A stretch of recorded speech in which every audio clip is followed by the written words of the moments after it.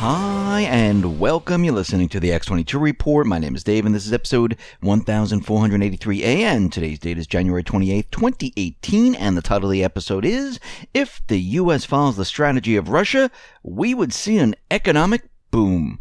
Now, before I get started, I just want to make two announcements. Number one, those people who are interested in putting their work on the X22Report.com site, the emails that I received, I'll be replying back to those emails, and you'll have two options. If you have a website or you have a YouTube channel or anything like that where I can feed everything in through RSS, I will give you that option. For those people who just want to write articles or create their content and submit it, I will give you the link to submit your information.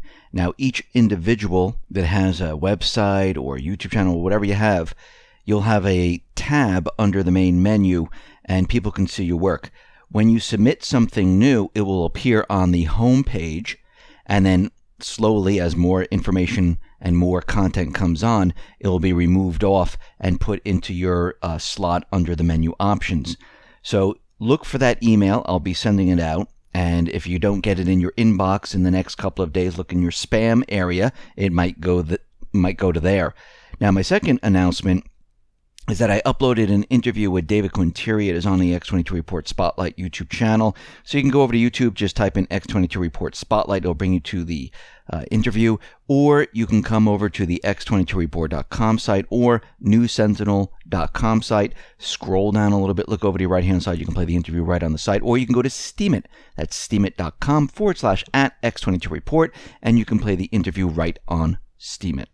Let's get into the economic collapse financial news. Now, the many indicators that we've been looking at in the United States, they've been deteriorating very, very quickly. We're looking at retail. We're seeing a lot of bankruptcies, a lot of store closures right now. And in the automobile industry, we're starting to see things really break apart. Now, according to the latest in Edmunds data, many of the same problems that we have in the new car market also afflicts the used automobile market. Now, the most startling takeaway from this report is that the percentage of used cars being traded in with negative equity values, which means that dealers, lenders are willing to accept an immediate loss for new transactions, continues to rise and currently stands at an all-time high of 32.4%. Now, when we go back to the financial crisis of 2008, 2009, 2010, and we know the financial crisis never really ended, they just created this illusion.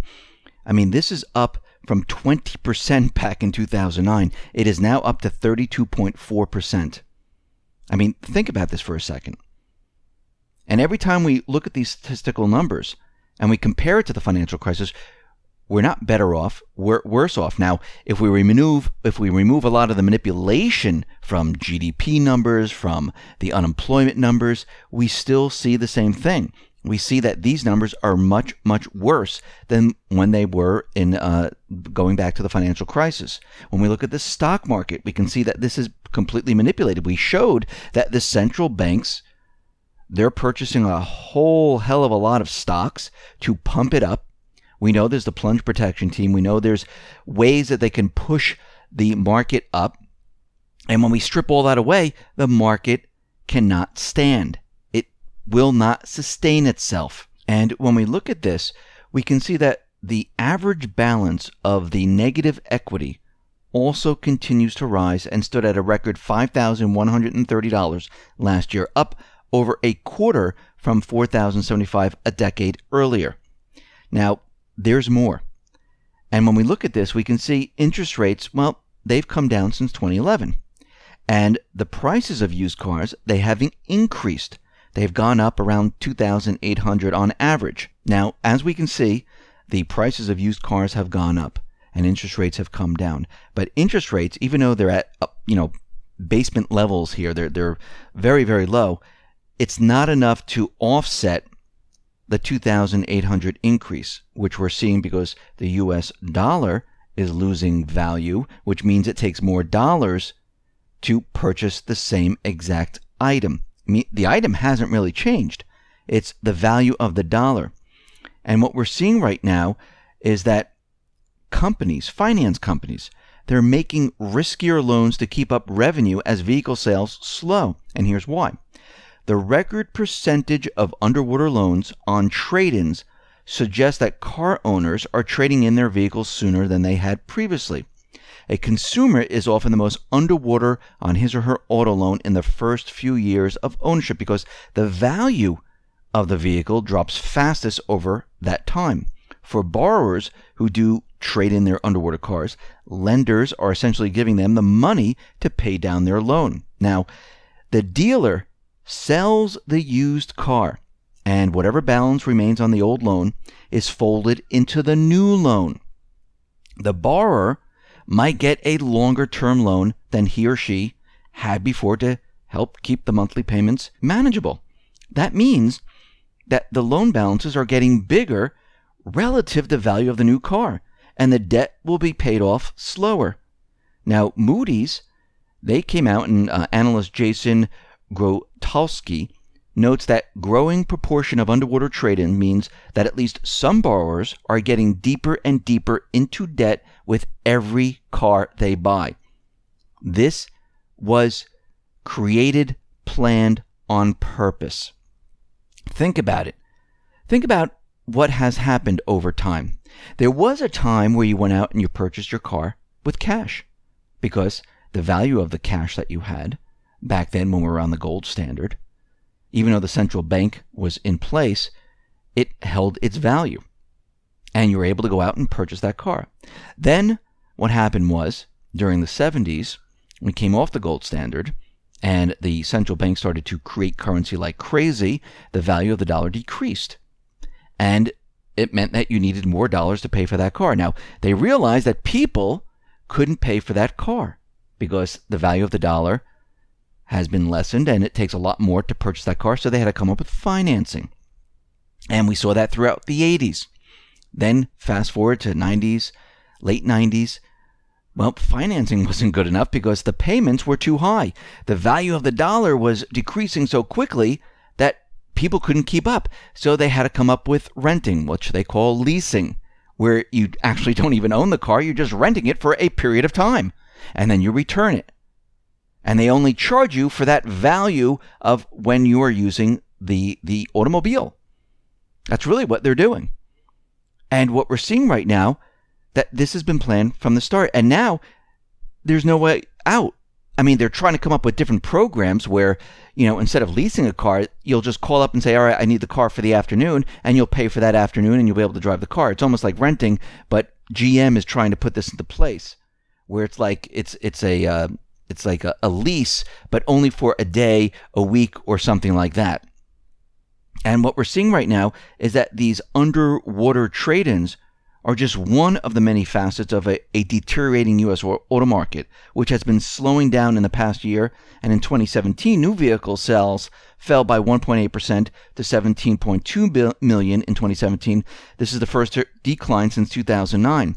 And at the same time that this is all happening, delinquencies, they're soaring. And they're soaring for subprime auto loans because what has happened is they brought in all these subprime people because there were no people left with good credit to sell these automobiles to. So they had to keep the thing going. They had to bring in subprime people. So if you had a heartbeat, you can buy a car. But what happens is they really didn't do any checks, and these people can't pay for their automobile. And these loans are becoming delinquent. We're seeing a lot of repossessions and things like that.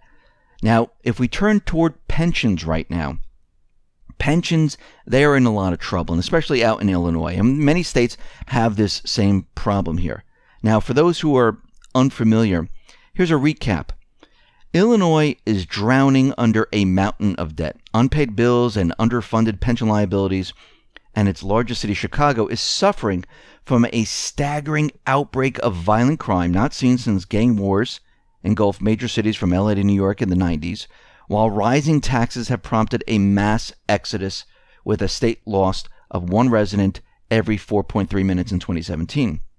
Now, what they're proposing for the pension problem is a mind-blowing $107 billion in debt, a never-before-attempted amount in the world of munis to fund the state's insolvent pension system, which would also assure that Illinois would default even faster in the very near future. Now, Illinois lawmakers, they are so desperate right now to shore up the state's massively underfunded retirement system that they're willing to entertain an eye-popping wager, borrowing $107 billion and letting it ride in the financial markets.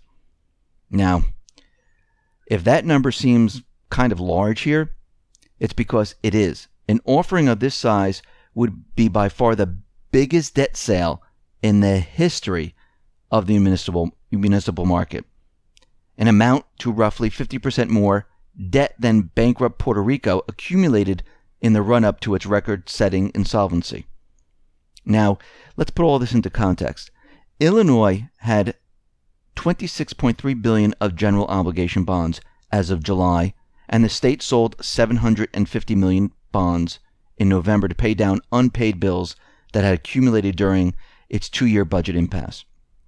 The state still has $8 billion of unpaid bills even after that issuance. Now, Illinois, they have nothing to lose, so they're going really, really big. So big, in fact, it's never been seen before. What is just as shocking is that not even the $107 billion, that wouldn't even be enough to fully fund the Illinois pension system, which owes $129 billion after years of failing to make adequate annual contributions. So Illinois, they are in a very tough spot, and it's not just Illinois. There's many, many states that are in trouble like this. And if there is a hiccup in the system, if the market comes down just a little bit, well, this whole thing is going to unravel. I mean, this is just unbelievable what is happening here, and they realize it, and they're risking everything. This is almost like the Swiss National Bank, where they've been purchasing these stocks in the United States to prop up the equity market. If there is a small hiccup, if something happens, guess what? Everything just starts to fall apart. It's like a domino effect, and they won't be able to stop it. Now, we talked about the cryptorubble, where the Russian parliament, they're voting on this cryptorubble bill that was submitted to parliament. And what this means is that Russia is heading towards a digital currency where there'll be no cash, nothing like that. And maybe going forward, this might turn into the official currency of the country. And what we're seeing is that this bill that they put forward, this will allow the cryptocurrency to be used by every single person. But again, it's the cryptorubble. It's controlled by the government. It's not a free and open currency controlled by the people, as we can see yet, because right now, according to the bill, financial transactions involving the cryptocurrency are to be taxed at a rate of 13%, applied to any appreciation in value, or 13% of the total if the owner can't explain the source of the digital coins. The cryptorubble will also be promoted for circulation on international markets, according to the Russian Deputy Minister of Economic Development, who stressed that the cryptorubble is designed to become Russian digital money in the light of the digital economy. And we can see that probably many, many countries are going to be moving into this arena. Now, the question is this controlled by the people? Is it controlled by the private Western Central Bank?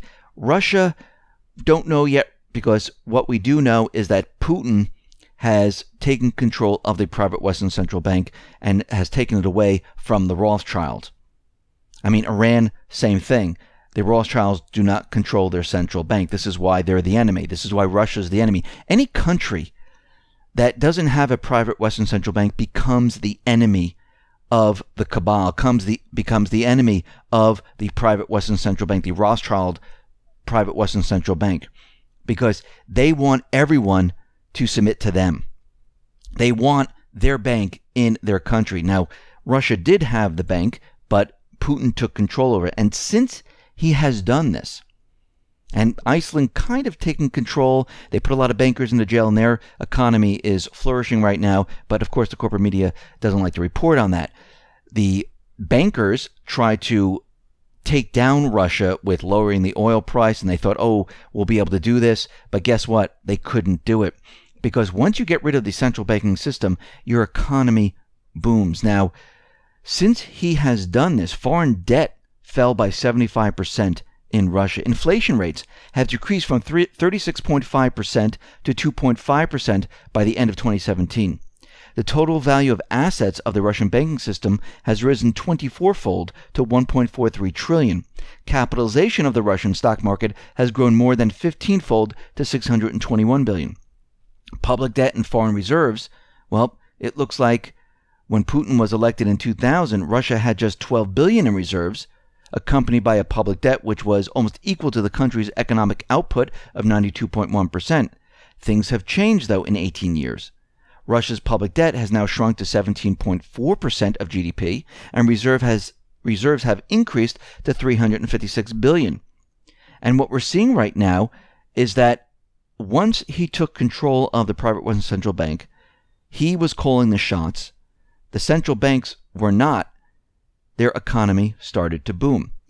If we can get rid of the Rothschild banking system and create currency without interest attached, you would see countries really do well. Anytime a country wants to get out of the private Western central bank system, they automatically become the enemy of the Rothschild banking system.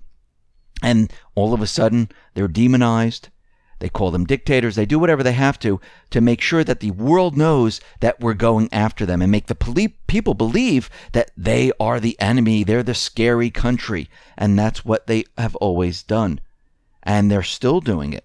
So if we got rid of the central banking system and we took control of the country once again, like Andrew Jackson did, our lives would be so much better. And this could be the plan because, as we know, Trump has Andrew Jackson hanging in the wall in his office.